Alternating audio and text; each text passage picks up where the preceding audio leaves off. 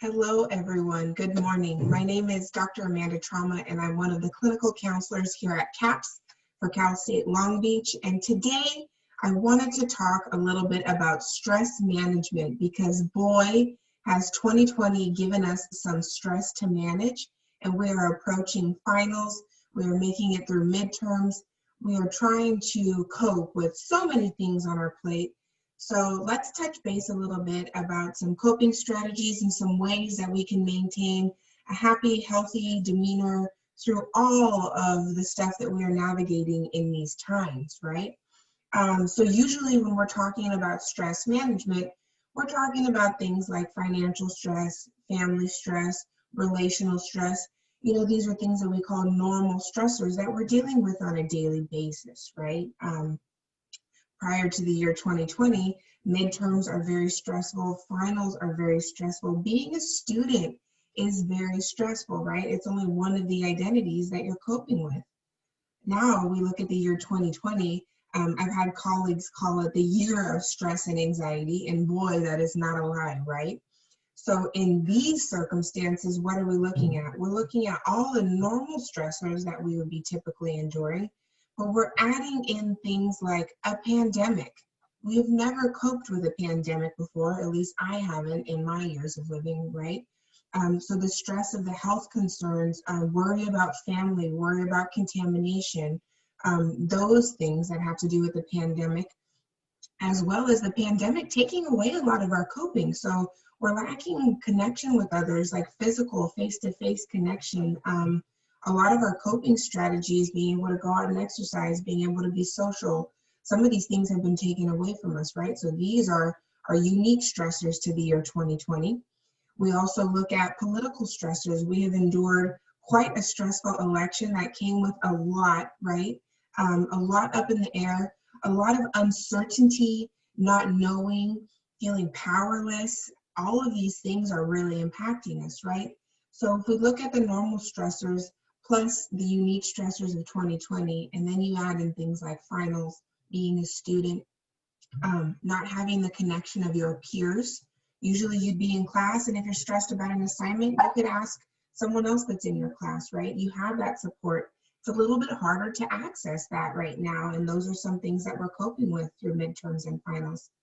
Communicating with your professors may be harder at this time. Maybe you don't feel like you know them or you have a rapport because they've just been a cube on your screen the whole semester, right? So these are all things that are impacting us.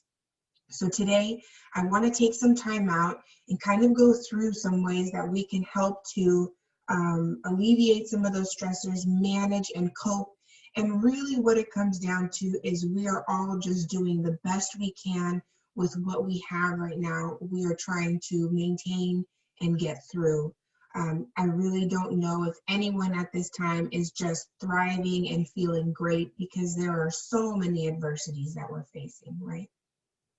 So I'm going to kind of jump in and go through some coping strategies and look at different facets of how we can cope, how we can manage stress, and how we can make it through. Feel free at any point to stop this video and ponder these questions for yourself. Have a discussion with someone around you. Really utilize it to the best of your ability, and think about ways that you can adjust your coping and adapt to what you're facing on a daily basis, right? Because our coping is constantly changing, because our fatigue is constantly changing, our mood is constantly changing, our motivation is constantly changing. So remember that this is not a one size fits all. We're constantly having to adjust to what is making us feel better and what we need to feel happy and healthy. And at the very least, if there's one thing that you can take away from this presentation today, I really want you to sit with the idea of not being judgmental of yourself for whatever you need in the moment, right? So I've been talking with a lot of folks who are feeling like, why do I need more self-care? Why do I need more coping strategies when I am doing substantially less than I used to, right? Maybe you used to go to school, you used to have a full-time job, you were doing a lot of activities, juggling a lot of things on your plate. Now you may be sitting at home all day on your Zoom meetings, which it sounds like it should be less work. You should have more energy because you're in one place, but things like Zoom fatigue are very real. sitting in front of this computer screen all day, that stress builds. We don't have that kind of shift in energy where before you're going back and forth, and yes, you're doing more, but you're kind of engaged in a different way. This is very draining and fatiguing in a whole nother way. So we have to adjust our coping accordingly. Expect that you're going to need more breaks, even though you're kind of seeming more stagnant, right? Sitting in front of a computer screen, but we need more time to build in breaks and give ourselves a little bit of that cognitive adjustment, because we're not getting that like how we used to. All right. So let's jump into some coping strategies, right? Some non-judgmental coping strategies that we can keep in mind to keep us going through these times. Now, I am a psychologist. Most times people think that coping only has to do with emotional well-being or emotional wellness. And this is actually not true, right? If we look at this from a very holistic perspective, we as humans are very dynamic creatures and resilient as well, right? But we need self-care, adjustment, and coping in lots of different areas. So I'm going to go through some of those areas so that you can be mindful not only of your emotional wellness, but the other facets that we look at too. So if any of you Google wellness wheel, there is a plethora of wellness wheels, and they're usually very colorful, very pretty to look at, that come up, and they're kind of like pie shaped, right? And all these pieces of the pies are the different facets of wellness that we can look at. So I have my wellness wheel in front of me. I'm not going to share screen. You can look up yours and follow along on there, so that you can pick the wellness wheel that really appeals to you. But if we look at the pieces on the wellness wheel, we have emotional, intellectual, physical, social, environmental, financial, and last but not least, spiritual, right? In no particular order. So I'm going to kind of run through the pieces of the pie and talk about some coping strategies and stress management strategies that we can utilize for each one of these areas. And together, it can really help us to increase our coping. I want you to keep in mind that some days you're going to need more coping in an area of spirituality or intellectual, emotional. Some days you're going to need more social. So remember that this is not a fixed idea. We are constantly being flexible, ebbing and flowing to the coping that we need, because we're constantly being drained or unmotivated or feeling burnt out in different areas, right? So really the key here is checking in with yourself, taking a temperature check, and seeing what you need in each moment, really getting in tune with what you need, right? And not being judgmental of whatever that is. So the first thing is intellectual health and intellectual wellness. So right now we are being stimulated in less ways than we usually are. So it's really important to make sure that you can have a transition to where you are engaging in something that is stimulating in a different way. So if you are only doing your schooling and you're doing that all day long and you are pushing yourself to continuously engage in those schooling activities, that's a good thing, right? You might be doing well in school, but you also may need something to switch up cognitively and give yourself a little bit of a refresher. That may be sitting down and taking time to read a book. That may be taking time to do something artistic, right? Intellectually appealing in a different way. You're working with a different part of your brain.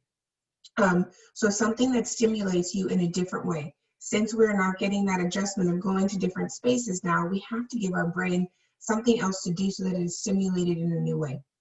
And make sure that it's not draining in the same way. So if you are writing papers all day long, maybe writing poetry in that moment wouldn't be helpful for you. You need something that's more of a creative outlet and less demanding cognitively. So maybe painting would be better. So thinking about what you need in those moments so that you can be engaged intellectually in different ways that feel refreshing, right?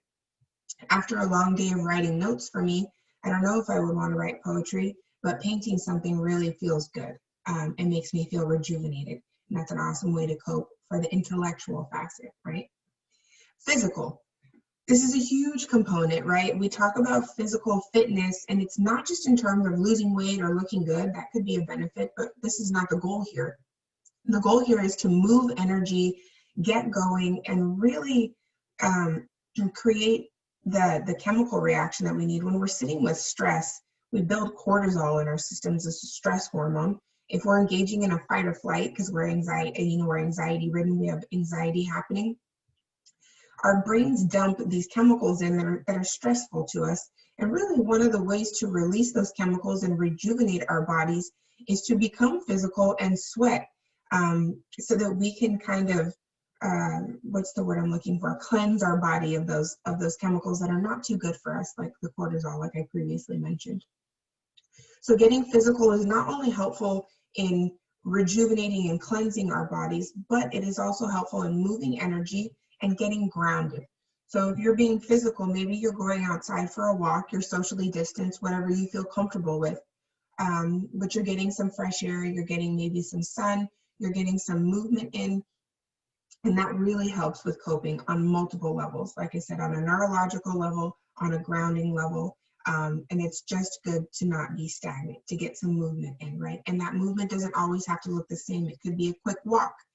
It could be dancing, putting on music at night and just letting yourself kind of feel free and feel relaxed. So these are all beautiful strategies to coping. And with the physical, I really like to build it in between tasks that are draining. So if you're having a lot of online midterms, build in 30-minute breaks in between those to where you can get outside and rejuvenate yourself before you sit down for the next task. That's a great way to cope with stress during this time, right? And give yourself as many breaks as you need. Sometimes we're hard on ourselves and say, no, you can't have a break right now. But if you really need it, take that break, rejuvenate yourself so that when you sit back down, you can actually get something done, right? It's about giving yourself what you need so that you can be successful in what you're doing. The social aspect can be a little bit difficult right now because we're not really able to connect with others like we're used to. So it's really important to think about what kind of connection, social support you need to feel good. If you're used to studying in a large group with friends and you can't really have that right now, thinking about ways to create a space that feels similar to that. So is it a Zoom call with all of your friends where everyone's just kind of studying and doing their own thing and you let each other feel accountable? Is it sharing files so that everyone can be contributing something and it feels collaborative in the way that you're studying? Just really thinking about what you need and also thinking about boundaries. If you're used to being social in a way where everyone's constantly FaceTiming you and you're texting, and that's not what you need in the moment, you need a break from the Zoom or the screen, thinking about ways to create those boundaries so that you can get the social support you need, but you're also not draining yourself by having too much screen time and too much interaction, building in some self-care that you might need as well, right? And really creating a network of support as we're approaching midterms and finals, thinking about who can you go to in those moments where it's 11, midnight, or whatever the time may be, and you're feeling stressed about an assignment, you have a question. Who are the folks that you can go to for support so that you're not feeling alone and isolated and overwhelmed? I want you to remember that everyone is feeling that right now. Our motivation is being tried. We are feeling isolated, we're feeling alone, but we are in this together. So think about this beforehand, who you can reach out to so that you can both plan, whether it's two or more, to be there for one another or each other, right? Environmental, this is a huge deal. Right now, folks are really struggling with schedule and environment. So I want to touch on this. I want everyone to intentionally think about the space in which they are going to do their midterms and do their finals, and make it really a space that is conducive to success, relaxation, and productivity, right? So I have my desk space set up. I have a salt rock, which helps me battle the fatigue from the Zoom. I have some essential oils. I have things that bring me joy, my records. You can't see them right now, but they're all here, right? So I want you to think about the space in which you're working, and it doesn't have to be big. It does not have to be expensive. It just has to work for you. If you know you're going to be taking tests all day long, set up a space that's comfortable. Make sure you have privacy. If you're in a home with other people in your family or roommates, you might want to create a sign that says midterms or finals in progress so that others know that you need to be left alone during that time so that you can focus, right? Get your coffee, get your tea, have a picture of your family if that makes you happy, your friends, significant other, Maybe it's a picture of two puppies playing and you really put that next to your computer screen, because when you're feeling overwhelmed, you can't be upset when you're looking at puppies. Whatever it is that you need to make that space feel like you can be successful in it and get through these moments, do that. So I really want you all to take time to think about what that looks like for you, because creating that comfortable space is really an important part of coping with stress right now, right? The other piece that I want to mention about this is scheduling. Right now, the days are kind of blending together. The hours are blending together. Time is moving so slow, but it's going so fast. I don't know if you all feel that. I definitely experience it. So it's really important to create a daily schedule where maybe, you wake up and instead of going straight into a Zoom meeting, you schedule time for yourself to eat breakfast if that's important to you, go for a walk, get centered, get grounded, so that you're not just jumping into work and throwing yourself into a state of fatigue or a mental set of fatigue and exhaustion, right? So really taking care of yourself, filling up your energy tank, and then sitting down and exerting that energy into what you need to do for the day. Now we create a baseline schedule. I do this with a lot of my clients. So we think about, like, maybe you wake up at 8, you go for a walk, you eat your breakfast, and by 9 you want to sit down and start your day if you really like to utilize the mornings. Maybe from 9 to 12 you do your work with breaking in breaks as building in breaks as you need them. But at 12 you like to have lunch, go for a walk, go for a drive by the beach, and then at 2 o'clock you come back and you start to do homework for this class or that, whatever class.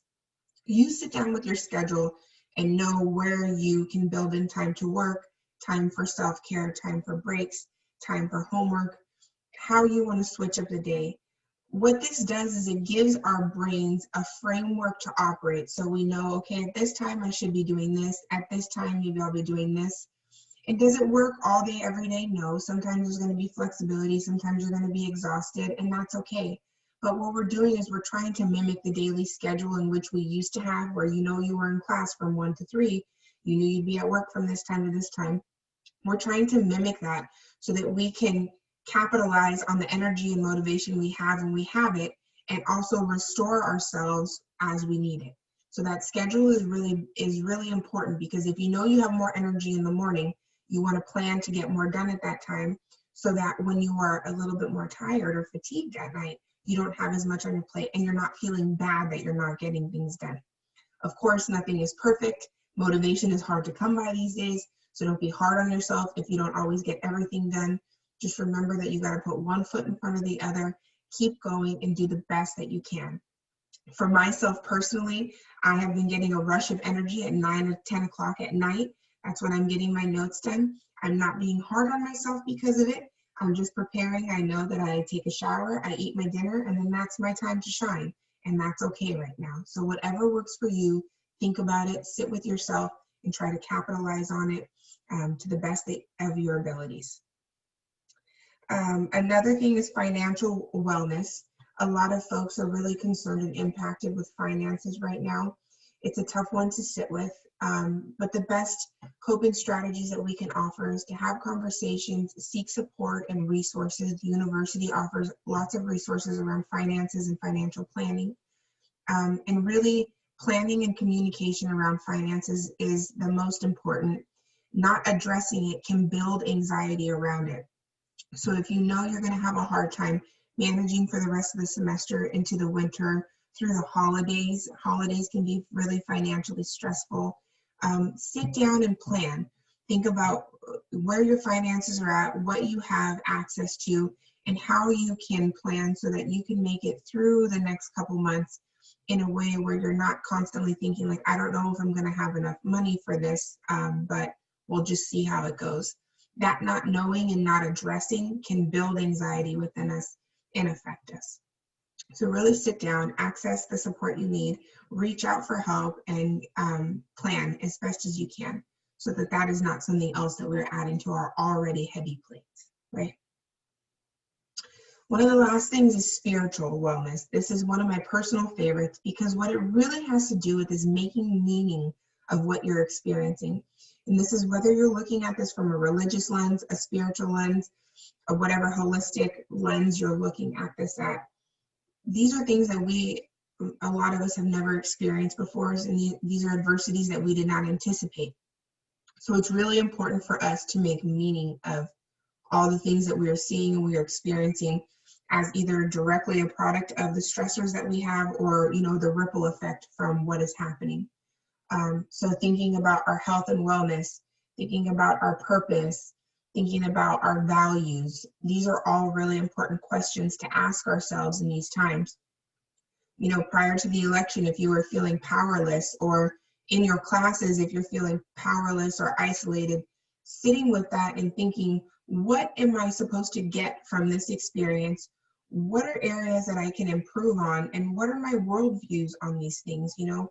How do I view and how do I sit with people being ill and people being sick or feeling powerless due to the election and politics? What can I do to make myself feel fulfilled in my authentic purpose? And what are my viewpoints on these things? So making meaning of what you're experiencing. It's something that I do daily. I have an app that sends me questions where I can reflect on different things that I'm experiencing, like how do I cope with powerlessness? What is something that is unique and important about me that a lot of others don't know, right?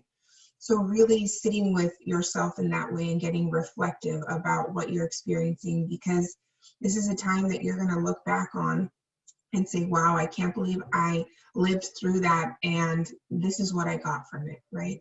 The other facet of the spiritual wellness is sitting with yourself and coping in different ways. So getting grounded, getting centered, really looking at your mind-body connection from a holistic lens. So things like meditation, journaling, yoga, sound baths, whatever holistic modalities that you believe in or work for you. I'm someone who actively participates in a whole bunch of alternative healing. And I think that it's beautiful. Whatever works for you, let's utilize that.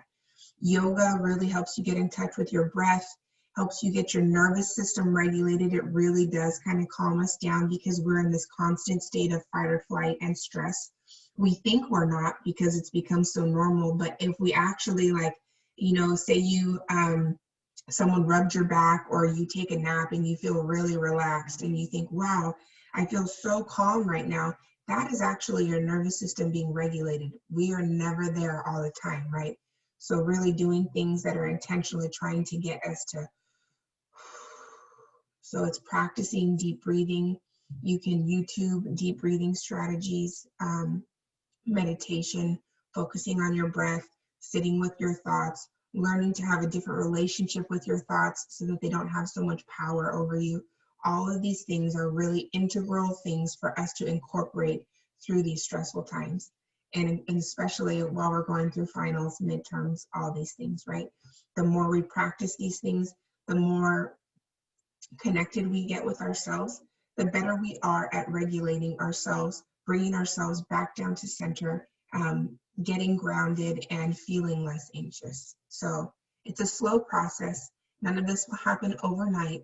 Be patient with yourself, be kind to yourself, and know that you're doing the best you can. And all you can do is put one foot in front of the other. When you feel like the staircase is so grand in front of you, right? So many stairs to go up, so many things to get through. It can feel overwhelming, but I want all of you to look behind you and look at how far you've come, right? We're months into this thing. You are still here. You are doing it. You have support. You have resources, and you are not alone. We're in this together. With all that being said, if you are engaging in all these coping strategies and you are feeling like you are still really having a hard time, please feel free to call us at CAPS and access the support that is readily available to you. Everyone is available for individual therapy, group counseling. We have workshops, we have outreaches, we have so many resources that we offer to our students, and we hope that you're utilizing them because we are here for you. If you wanted to make an intake appointment to talk to a counselor, you call CAPS and schedule that. So please reach out for help when you need it. If you don't know where to go, communicate with your professors, call CAPS, call someone, and we will help you get connected to the appropriate resources. So With that being said, that is my tips for coping with the stressful year of 2020. I wish you all the best, the happy and healthiest end of the year. Good luck on your finals. I think you all are going to do great. Remember, be kind to yourself, stay centered, stay grounded, do the best that you can, and please access help if you need it. Have a good rest of the semester. Good luck with everything, and take care.